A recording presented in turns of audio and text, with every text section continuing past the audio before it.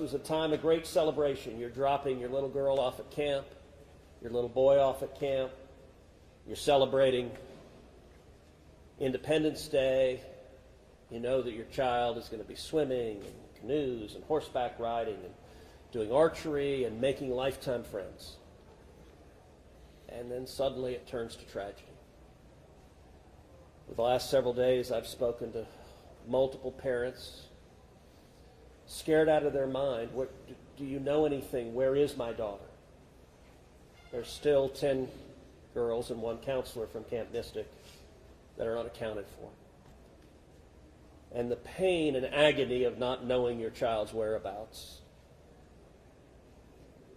it's the worst thing imaginable. But I want to say, in the face of all of this, it is simultaneously inspiring.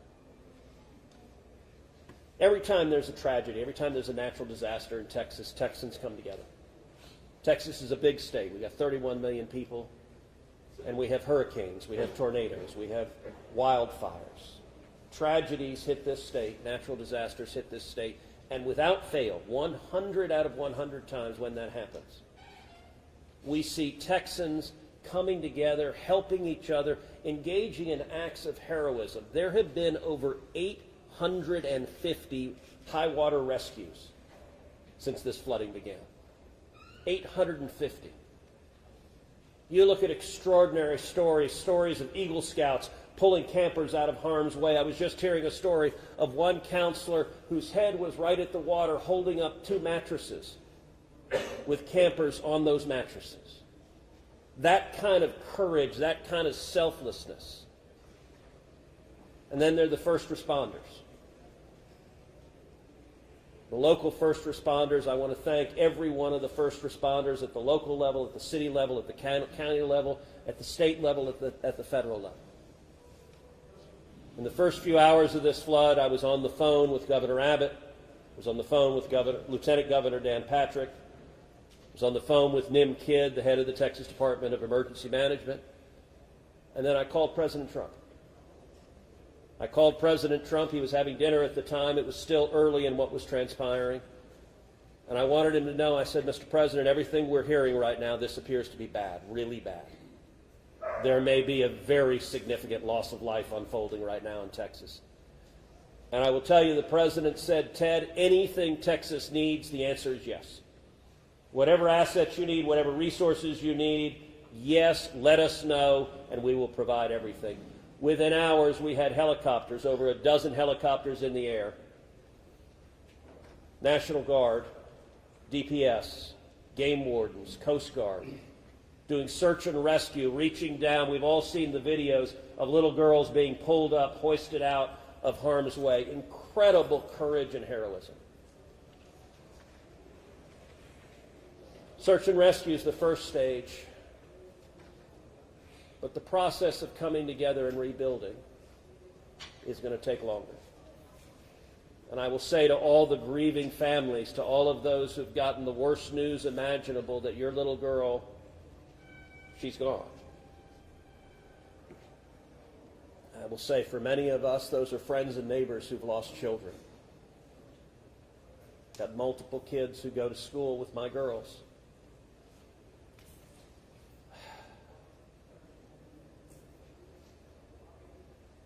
The mayor asked for prayers.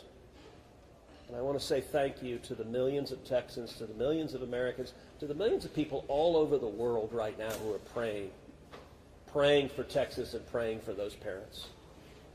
Going through this grief, it is going to take love, it is going to take friends and family embracing and hugging and holding them while they weep.